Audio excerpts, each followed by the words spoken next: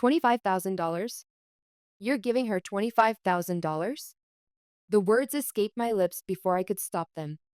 Around the elegant round table at Bellini's, champagne glasses froze midair.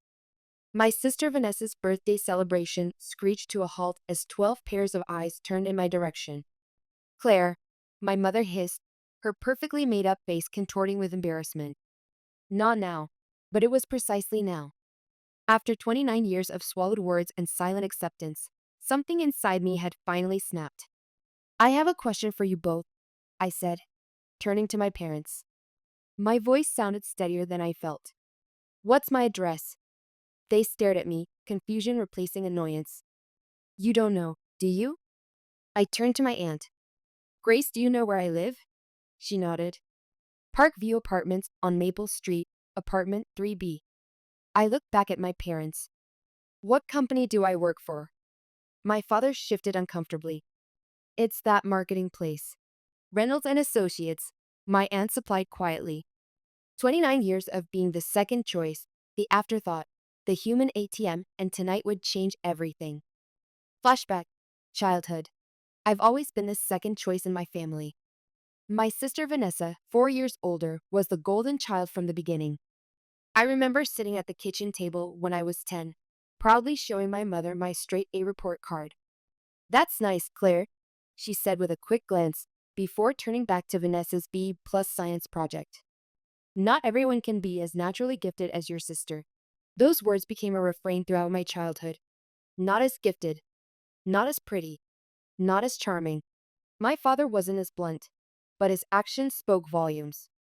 When Vanessa performed in school plays, he rearranged his work schedule to attend. For my band concerts, he was typically too busy. Claire, you need to understand that you're not as gifted as your sister, my mother Elizabeth would say. We don't want you to have false illusions about yourself. I remember staring out the window after those conversations, watching birds fly freely across the sky, wondering what it would be like to escape, to be valued, to be enough. Flashback, college years. When Vanessa graduated high school, my parents spared no expense. They paid her full tuition to Briarwood University and rented her a luxury apartment because, as Vanessa put it, she couldn't live in a dorm with those people.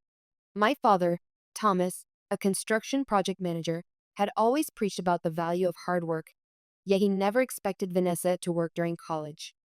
She needs to focus on her studies, he'd explain. 3 years later, when my turn came, I sat at the dinner table, college acceptance letters in hand, heart pounding with hope. We don't have money for your college, Dad said flatly. You'll have to figure something out on your own. The words hit me like a physical blow. Across the table, Vanessa was texting on the new phone they'd bought her, not even looking up. Later that night, I found my mother alone in the kitchen and asked her why. Why Vanessa but not me? Your sister has special potential, she said, not meeting my eyes. Besides, struggling builds character. What she didn't say was that my father had been raised by parents who believed in self-sufficiency for sons but coddled daughters. He'd transferred that belief system to his own daughters. Except it wasn't about gender. It was about who reminded him of the golden child he never got to be in his own family. Flashback. Early career. For a year after high school, I worked at Maggie's Cafe downtown, saving every penny while still living at home. I took the early morning shift that started at 4:30 a.m., returning exhausted to a house where my achievements were invisible. Eventually, I scraped together enough for community college, then transferred to State University with student loans. While Vanessa's college years were filled with sorority parties, mine were a blur of classes during the day and waiting tables at night. After graduation, I landed an entry-level position at Reynolds and Associates, a mid-sized marketing firm. My starting salary barely covered my student loan payments, rent for my tiny studio apartment, and the upkeep on my ancient Honda. But it was mine, a life I'd built without handouts. Then came the dinner invitation from my parents. We need to talk about something important, Dad said over the phone, his voice unusually serious. Your father's hours were cut at work, Mom explained over pot roast. We're having trouble making ends meet. We were hoping you could help us financially, just until things get better. I stared at them in disbelief. They'd paid Vanessa's entire education, and now they wanted me. drowning in student debt. To support them? I don't know if I can, I said carefully. I'm already stretched thin with my loan payments. Forget it, Dad cut me off, his face hardening. I guess dinner's canceled. I've lost my appetite. They both stood up, leaving me sitting alone at the table, guilt crushing me like a weight. My father had always been this way, using emotional withdrawal as punishment when he didn't get his way. Growing up in a family where his own father worked 3 jobs, he developed a complex relationship with money, equating it with love and status. What he couldn't see was how he was perpetuating that toxic pattern with me. Flashback: the financial burden. After sleepless nights filled with anxiety, I called my parents. I can send you $700 a month, I told them. That's the absolute most I can do right now. That will do for now, Mom replied, her voice instantly warming. And when you get that promotion you're working toward, you'll be able to help us more. Not thank you. Just the expectation that I'd give them more as soon as I could. For 2 years, I sent them $700 every month. Meanwhile, Vanessa, who had landed a well-paying job at a financial firm, continued receiving money from her parents. They even paid for her vacation to Cabo when she got promoted. When I finally earned my own promotion, there was no celebration, just a message from Mom. That's wonderful, honey. We were thinking you could increase your monthly contribution to $1,000 now. I wanted to scream that it wasn't fair. But I heard my mother's voice in my head. Life isn't fair, Claire. So I agreed. That's my good girl, Mom said, and I hated how those words made me feel, both pleased and used at the same time. My mother, Elizabeth, before marriage, had been an elementary school teacher with dreams of becoming a principal. She abandoned those aspirations to support my father's career and raise a family. Perhaps seeing Vanessa succeed in ways she never could was her vicarious second chance. And perhaps seeing me struggle reminded her too much of her own compromised dreams. Flashback: the wine incident. 7 years after graduation, I made the final payment on my student loan. I felt lighter than I had in years, like I could finally breathe. That evening, I bought a bottle of expensive Chardonnay, $75, more than I'd ever spent on wine, and drove to my parents' house to celebrate. As I walked up the familiar driveway, I imagined their proud faces, maybe even a hug, an acknowledgement of this milestone I'd achieved entirely on my own. When I walked in, Vanessa was there too, lounging on the couch, scrolling through her phone. What's the occasion? She asked, eyeing the bottle. I made my final student loan payment today, I said, unable to keep the pride from my voice. I'm officially debt-free. Vanessa snorted and rolled her eyes. That's what you're celebrating? God, Claire, that's so boring. Before I could respond, she snatched the bottle from my hands and turned to our parents with a bright smile. Let's celebrate something that actually matters. I met this amazing guy. He's loaded, and I'm bringing him to meet you next week. My parents' faces lit up in a way they never did for me. They didn't say a word about Vanessa taking my wine or hijacking my moment. They just started asking her questions about this guy, completely forgetting why I'd come over in the first place. I sat there for an hour, picking at a plate of cheese and crackers before slipping out the door. No one even noticed I was gone. That night, lying in bed, I stared at the ceiling and wondered if things would ever change. The loan was paid off, but I still felt shackled to my parents' expectations, to their demands, to the role I'd always played in our family. Return to Bellini's, the confrontation. My own parents don't know the most basic facts about my life, I said, looking around the table at Vanessa's birthday dinner. They've never visited my apartment or asked about my job, but that doesn't stop them from taking $1,000 from me every month. Claire, stop this right now, my mother hissed. You're embarrassing us. Vanessa stood up, her face contorted with anger. This is my birthday dinner. Get out if you can't behave. I ignored them both. I'm done, I said, my voice surprisingly calm. From today, I'm not sending you money anymore, and I'm done pretending we're a family. You can't do that, my mother cried out. We're counting on that money. Then I suggest you ask your most cherished daughter for help, I replied, placing Vanessa's gift on the table. Happy birthday, sis. With that, I walked out of Bellini's, leaving behind a table of shocked faces and my family's sputtering protests. As soon as I got to my car, I turned off my phone. My hands were shaking so badly that I had to sit for 5 minutes before I could drive. Had I really just done that? Had I really just stood up to my family in front of everyone? The drive home was a blur. My mind kept replaying the shocked expressions on my parents' faces, the way Vanessa's mouth had hung open, the uncomfortable silence around the table. Part of me felt guilty. I'd caused a scene at my sister's birthday dinner, but a larger part felt something unfamiliar: relief. At home, the aftermath. When I got home, I kicked off my heels, poured myself a glass of wine, and collapsed onto my couch. For the first time in years, I didn't have that knot of anxiety in my stomach that appeared whenever I thought about money. No more stretching my budget to send my parents $1,000 every month. No more feeling like I was never doing enough. I went to bed without turning my phone back on. The next morning, I woke up feeling oddly light. I made coffee, took a deep breath, and turned on my phone. It immediately exploded with notifications. 15 missed calls from mom, 7 from dad, 3 from Vanessa, 28 text messages. Mom, call me right now, young lady. Dad, your mother is very upset. You need to apologize.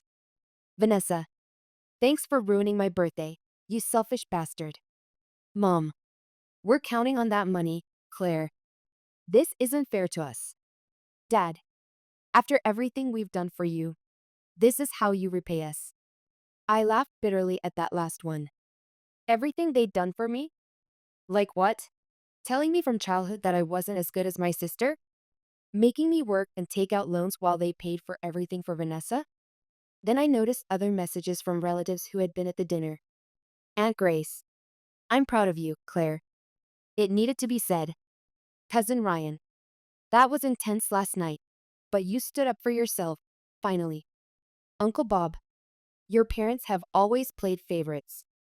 Good for you for calling it out. Their support brought tears to my eyes.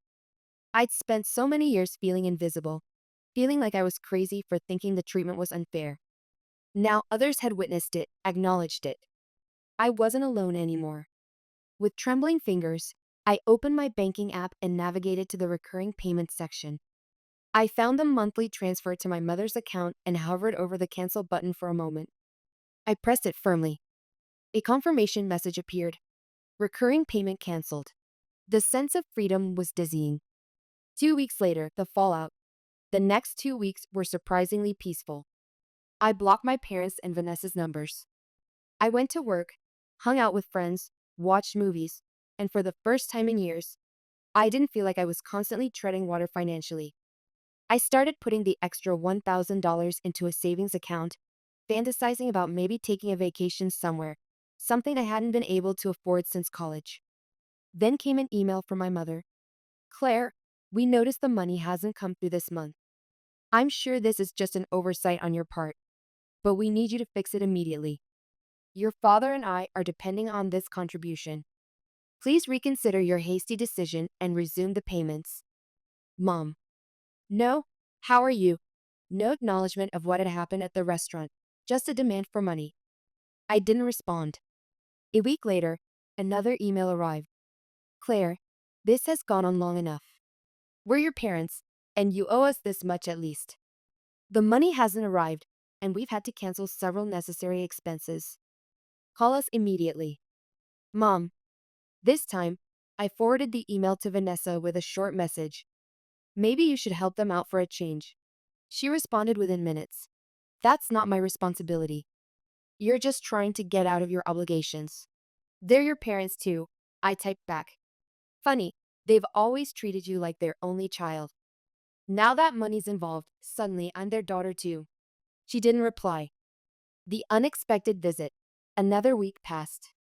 I was cooking dinner one night when my doorbell rang. Through the peephole, I saw my parents standing in the hallway. My heart started racing. I considered pretending I wasn't home, but they must have seen the lights on. I opened the door partially, keeping the chain on. What are you doing here? They looked tired. My father's shirt was wrinkled, and my mother's hair, usually perfectly styled, was pulled back in a messy ponytail. Claire, please, my mother said, her voice softer than usual. Can we come in? We need to talk. I hesitated, then unhooked the chain and stepped back. They entered cautiously, as if stepping into unfamiliar territory, which I realized they were. This was the first time they'd ever been to my apartment. How did you find my address? I asked. We asked Grace, my father admitted, looking embarrassed. What do you want? I tried to keep my voice neutral, but I could hear the edge in it. My mother sighed. Claire, we're sorry. We've been thinking about what you said at the restaurant, and you were right. We haven't been fair to you. We haven't been interested in your life the way we should have been. I stared at them, suspicious. And, and we want to make things right, my father added. We miss you. You miss my money, I said flatly. That's not true, my mother protested, but I could see the flicker in her eyes. You regret that I finally stood up for myself and cut you off, I corrected her. You regret that your ATM suddenly stopped working. Claire, please, my father started, but I held up my hand. No, I don't want to hear it. I've spent my entire life trying to earn your love and approval, and I'm done. I'm done trying to compete with Vanessa. I'm done feeling like I'm never good enough. And I'm done sending you money that I work hard for while you ignore everything else about me. They looked at each other, clearly not having expected this level of resistance. We're giving you time to think, my mother finally said. We'll wait for your call. After they left, I leaned against the door, my heart pounding. Part of me wanted to believe they were sincere, that they really did regret how they treated me, but the wiser part knew better. That night, I couldn't sleep. I tossed and turned, replaying our conversation and second-guessing myself. Had I been too harsh? Should I have given them another chance? But then I remembered all the birthdays they'd forgotten, all the achievements they'd dismissed, all the times they'd compared me unfavorably to Vanessa, and I remembered how they hadn't even known where I lived or where I worked. A month later, the letter. A month after their visit, I received a letter in the mail from Vanessa. I almost threw it away unopened, but curiosity got the better of me. Inside was a single sheet of paper with her precise handwriting. Claire, Mom and Dad are struggling financially without your contributions. They've had to cut back on a lot of things. Dad is looking for a second job, and Mom is talking about going back to work for the first time in 20 years. They asked me to help them out, but I can't afford to right now. My boyfriend and I broke up, and I had to move to a smaller apartment. I know we've never been close, and I know I've been the favorite. I didn't ask for it, but I didn't exactly refuse it either. I never realized how much they leaned on you financially until now. It's not fair that they expected so much from you while giving so much to me. I'm not asking you to start sending them money again. I just wanted you to know that they're really struggling. Maybe give them a call.